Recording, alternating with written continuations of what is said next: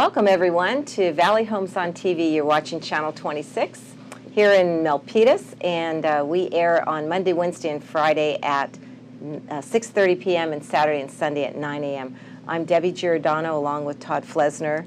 We are co-hosting the show, and we're happy to bring this to you after many, many years of bringing you coverage of what's new and interesting around Milpitas and what brings value to the community. Good. Well, we have an important topic for folks here in Milpitas, right? Water. Water, yeah. If you live in this valley, you need water. It's an important resource that we have. And so we're really delighted to have as our guest today Richard Santos, who is a director for the Santa Clara Valley Water District. And so there's a lot of news about water these days, but he's going to share with us some tips about conservation, but also talking about some of what's going on around the Santa Clara Valley Water District. Welcome, Richard. Well, thank you. Thank you for Good afternoon. taking time out of your busy schedule. Let's break right into this first question. I'm fascinated. What is your role? What do you do at the district as an elected official? And secondly, what's your background? What brought you into that role? Well, first of all, thank you for giving me the opportunity to come here and talk about water, because it's so precious today, as you know. It's the unfortunately, it's like gasoline. It's the thing we need. But my name, Richard Santos. I'm born and raised in Alviso all my life, and our family's been here about 98 years. And I was a firefighter for 33 years, and went to the rank of fire captain. And I retired. I was always active in the unions. I was the vice chair of the Police and Fire Retirement Board for 12 years. Okay. And now I'm back again as the retiree representative of a 9-member board. Then used to be a 5-member board. But anyway, I'm glad to be back. And in the meantime, why did I want to get involved? Well, it's easy to criticize others, so why don't you take the responsibility yourself and do something? Unfortunately, I lost my house 3 times to floods in my lifetime. I lost everything. Right there in the Alviso. In Alviso. Right. Lost everything we owned 3 times. And so I said, instead of criticizing, let's see what I can do. Why aren't we taking care of this community? And so on. So I got involved and got elected, and very fortunate.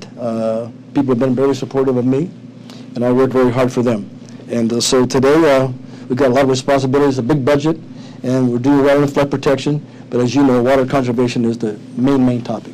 Okay. Well, good. Well, talk to folks a little bit more about what the responsibility is of Dina on the Water District Board. I mean, so it's water distribution and supply, but also flood control, correct? Correct, and environmental stewardship. Okay.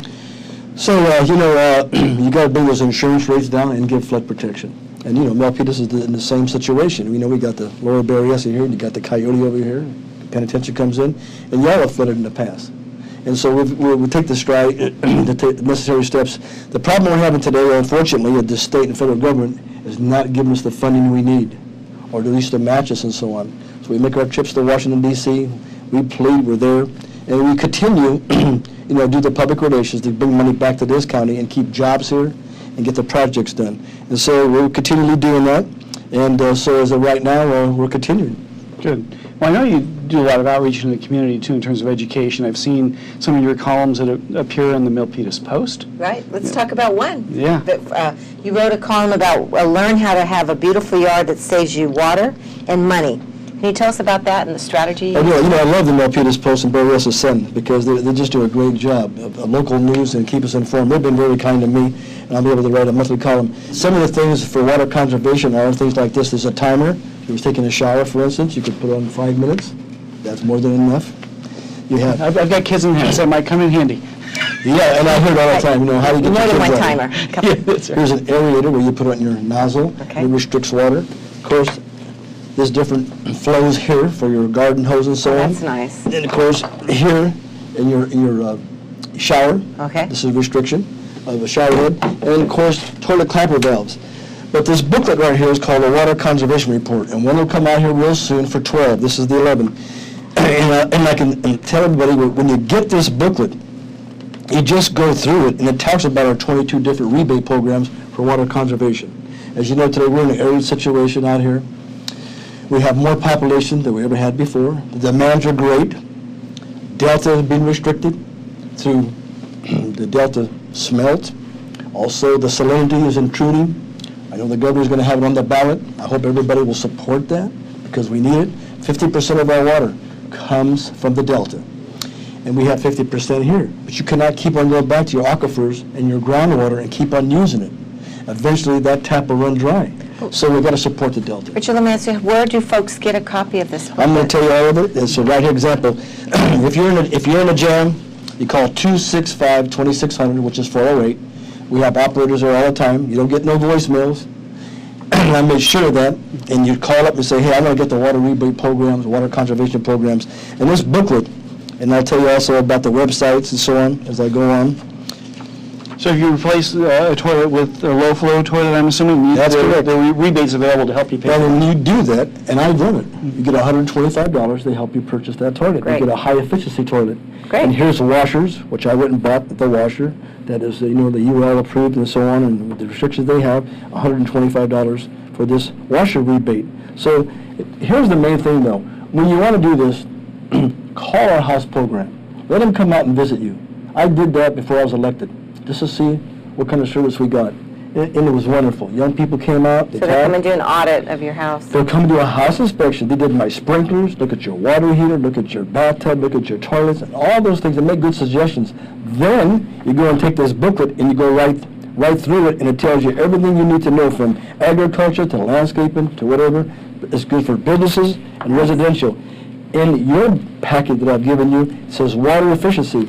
It's more in depth, and it goes through everything in all various languages, from English, Spanish, Vietnamese, and Chinese. And it tells you all the different tips how to save water. So it's a great package, and they'll come out, and it's a free visit, and the advice is wonderful. So let me give you that. I'm excited about this. Well, I am, because water. people like yourself allow us to go on TV, gives people tips, and then you start saving, and we're going to save the world. We'll save our own quality of water and so on. But here it is. Here it's called.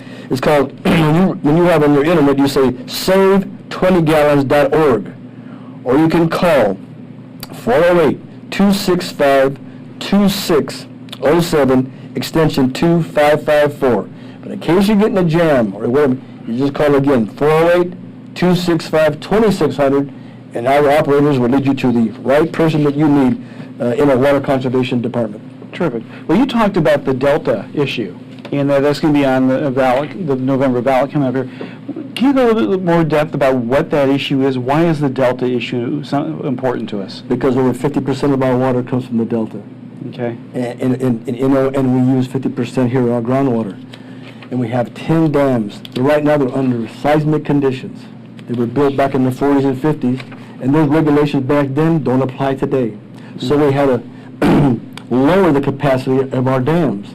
So fortunately we had a pretty good season last year. Now they don't hold as much. So we got millions of dollars, probably around $540 million, to repair these dams and bring them up to seismic conditions. There's no way out of it. So the Delta, you depend on it. But we're going down and dropping down, just like Alviso and out here. We lost 13 feet for the water table. Well, that's caving in. You got to do the levees, infrastructure. It's going to take millions, not millions, billions of dollars. And it's too bad the politicians didn't take care of it sooner. But now's the time, because it's so important. Let me ask you, going back to the conservation issue, we talked about residential conservation. How about local businesses around here and schools? I think there was a question here. How can they save? They can save by getting these booklets, calling in, and they'll have the same inspection. And we do that. We also give them plans.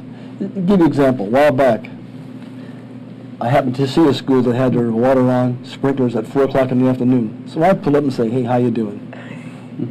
I'm just a guy here I'm just asking you why. Because you're the role model. And of course, people get defensive and they go, okay. And I say, here's my card. I'm not the police officer. I'm just here saying your education. Mm-hmm. And that's why the water district invests millions of dollars a year in water conservation. We come to the classrooms if you need us. You call. They'll bring people out to talk to your children. I've had a chance to visit these schools, whether it be in Alviso, Eastside, San Jose, or here. I've seen them at work. And these young children today, as they learn, and by the way, because of the education we have today, we saved 17%. It was mandatory, and then we went volunteer for 10%. And guess what? It's working. We use less water today with more population. So it's catching on, just like recycling trash. When we first started 10 years ago, it was kind of tough. Not today. Most people just do it. Mm-hmm. And so water, but again, it's a habit. Yes, It's a but the habit. public here has responded, again, Okay. thanks to shows like this. Okay, good. Oh, good. Well, I can tell firsthand that having water is important. I happen to be on a property that has a well, and we had a problem with the well. When you don't have water, it gets your attention quickly. And we do well inspections too. Okay, good. There's something like, I'll be done. if I have it correct, something like 1,600 wells left in Santa Clara County. And we come out and we make inspections and so on. And you need to, because down in South County, a couple years ago, we had that big perchlorate issue. And we provided water to the folks who didn't want water. They had their private wells. And then they came for us to bail them out, which we did readily. But meantime, we had to get rid of that plum of perchlorate, and working together with the Water Regional Board and so on, and the politicians and everybody else, we were able to take care of that. Richard, periodically I get the emails that come in about, you have a newsletter, some kind of a district newsletter that comes Yes. in, and I was able to pull off, it looks like on September 15th, you have the 27th Annual Coastal Cleanup Day. And so maybe there's some folks out there that would like to volunteer and help. 27th Annual. That's pretty amazing. have, So yeah. let's expand on that. How can folks... Well, there's 41 sites, and what's great about America today is our volunteers. When we have volunteers, it's wonderful. And people today are very environmentally conscientious. They participate, just like yourselves. And so those 41 sites, we need volunteers. Again, you can call 408-265-2600. Say, hey, I want to be a volunteer. How do I get involved? We have to Adopt a Creek. We do so many So I'm assuming that there are some local projects here that Yes. they can do. They have to go And transparent. today, the public has to be our ears and eyes of the obstructions and the garbage and the pharmaceuticals or whatever there is. Because without that, we cannot do it all. We have 4 major inspections a year, and then we do more. It's just like you have a budget. We have a budget. But we exceed that when it comes to making our rivers and streams and creeks clean. Good. Well, talk to us a little bit about this Safe Clean Water program that's coming up on the ballot in November. I know there's been a little bit in the news about that and the process for that as well. But what's that project about? Well, it was passed in November of 2000, and I got elected in 2001.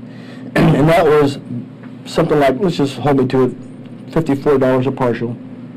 And that went to flood protection, water quality, supply, and environmental enhancements, so on, like trails and so on. Today, people are so conscientious. They love the trails. In fact, I've had ceremonies out here with the Mayor Estevez and some of your council people. Due to that money, just like the lower Berryessa, you're not getting federal funding. So when you invest in yourselves, because we're not getting the matching funds from the federal government and the state, we wish we were. So when people think it's about us, it's absolutely not. It's how we take your money and put it back in. Take a look at the lower Guadalupe. Look at here. If we don't take care of the flood measures here, your insurance rates go sky high. You're in the flood zone. And even when you don't flood, just like myself, I took out a loan, I got to pay that flood insurance. Right. I don't like it. I'm thinking maybe about half the city of Milpitas might be in the flood area. Is that just about correct? That is correct. So we got to enhance those levees. And we do it today in environmental mode. We just don't put cement in it no longer, which is smart. You do it more environmental. Gabion rock, more vegetation, more trees, and water-resistant plants and things like that to make your community better. At the same time, remove the vegetation that is clogging your channels and all the different obstructions. So this is needed. That measure is a good measure. If it's extended, it'll be 15 more years, and to put the money back into Santa Clara County. Plus, it's over we have something like $2 billion worth of projects. But the key to this thing is where Debbie and I both work on keeping local jobs here. And we work very hard within the law to try to make sure we have jobs here in Santa Clara County, and we're doing pretty good. Well, Richard, we're going to have time to, maybe we can plug 2 more events that are coming up. One that's, I know it's dear to your heart, and I'll talk about that. On August 30th, you have an open house. Yes. It's a forum to network with other firms, Chamber of Commerce, Water District Board of Directors, management, and staff. Tell us about that and how that's going to work. Well, thank you. It's called a vendor fair, and just what I said, people want to know, how can we get government jobs? How can we get involved? How is small business? How come we're omitted? And the board of directors will be there, our departments, our management staff.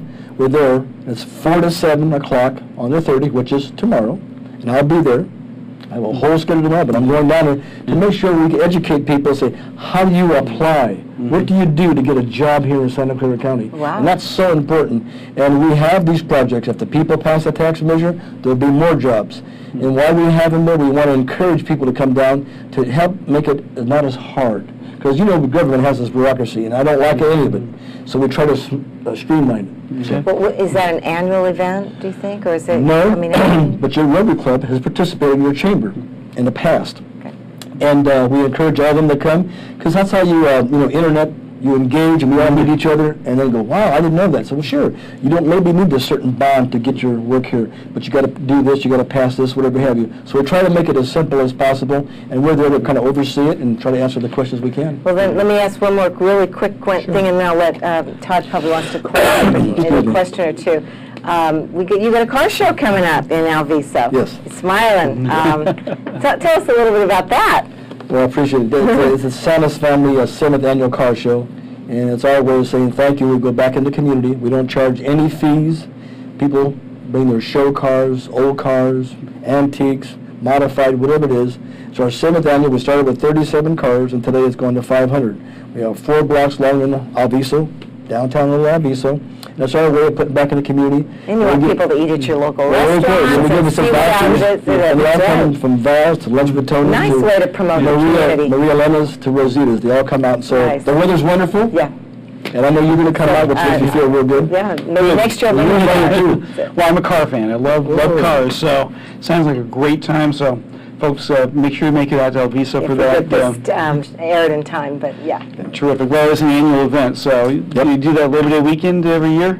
The 1st, yes. September 1st. September 1st. Labor Day, you're right. Okay, great. So if you don't make it this year, mark it down on your calendar for next year. If you love cars, get out to Alviso. Good time. Hey, Richard, we really appreciate you coming in as our guest today, talking about what folks can do to conserve water, educating us a little bit more about what the Water Board does, and reminding us of the importance of that resource that we all share in this valley. 'Cause without water, you're up a creek. Well, you can live without electricity, but you can't live without water. Before I go, I do want to give you a little token of my appreciation. This is a little bronze water pin. Every time you wear it, you'll think of water conservation. Okay. And this is for you. Now, thank you. She can either wear them as earrings, or you can put them on your lapel. Very nice. That's very kind of you. Terrific. And I know that Debbie's got a little gift, a token of your coming and spending your afternoon with us. I do. So this is your, I mean, you can even wear this at your car show if you want. It's up to Valley Homes on TV shirt. Very nice. Thank you. So good. Thank And these 2 bags are for yours with these goodies, so you can use them in your home you and share that information. But thank you so much. Great. All right. Again, thanks for being our guest. You're welcome. We all share a common journey. We wanted to serve our country and protect the things we love. We were ready to face any mission and help those in need. But for some of us, coming home was more of a challenge than we expected. In the service, we had each other's backs. But as veterans, it can sometimes feel like we're all alone. At the Veterans Crisis Line, we understand what you're going through, and we can help. It's your call. Through the years, trends and styles may come and go, but the important things remain the same. Generation after generation, consistently there, creating moments and memories to last a lifetime. Like a true friend, the national parks have always been there for you, and now you can be there for them. Support the National Park Foundation and help protect America's treasured places.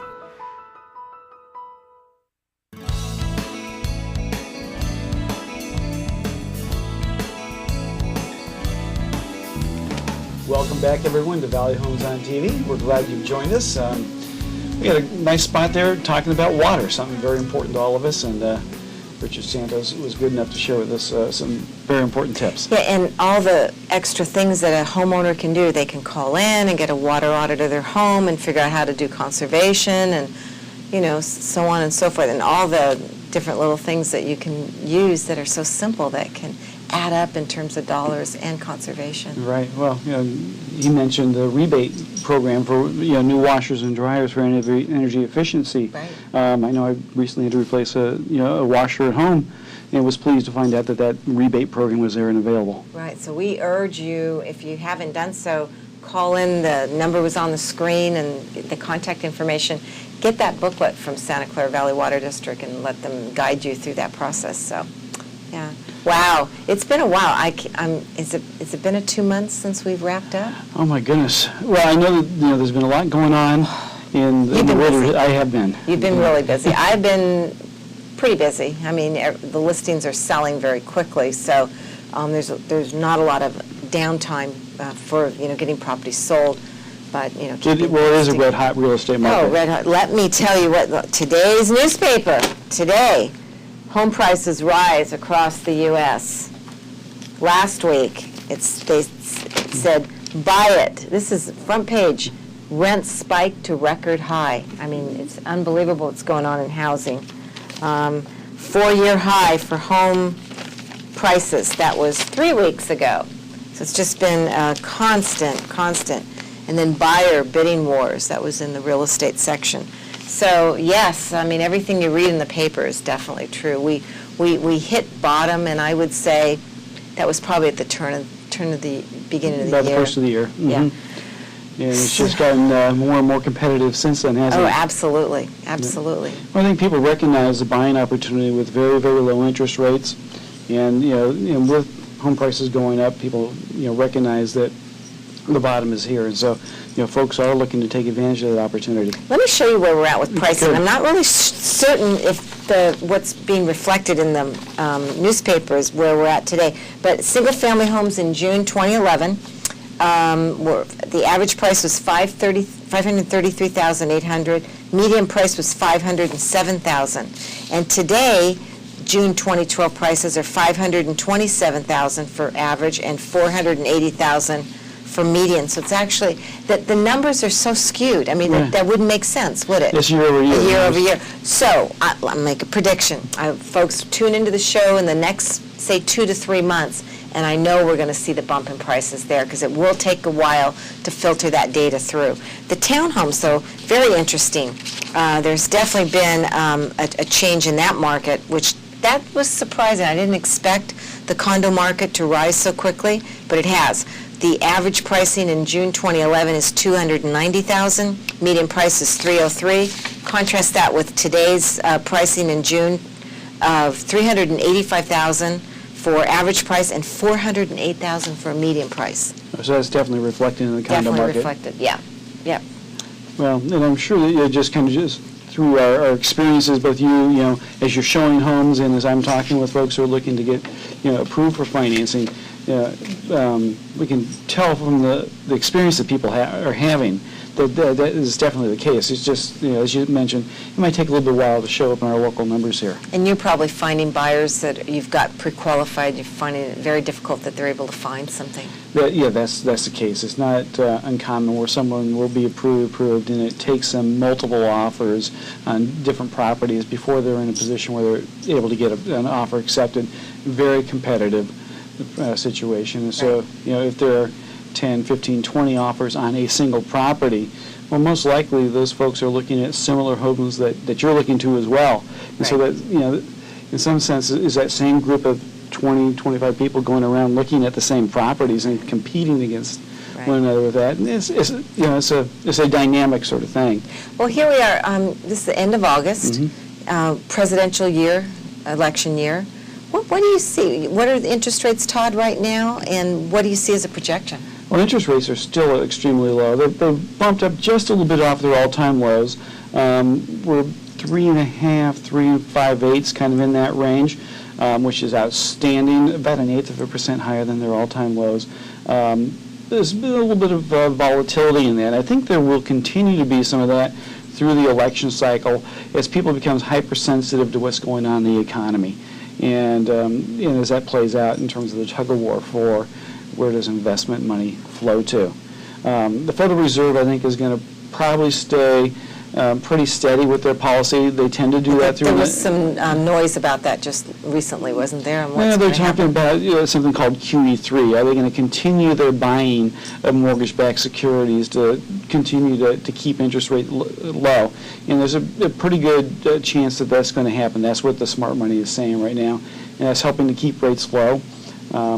Typically, again, they don't like to become hyper political during an election cycle. They like to try to keep steady state during that period, and so it'll be interesting. This is an interesting year, isn't it? It is. It's a very closely contested election. We don't know what the outcome is going to be. If you look at the polling, it's neck and neck, and so. Yes.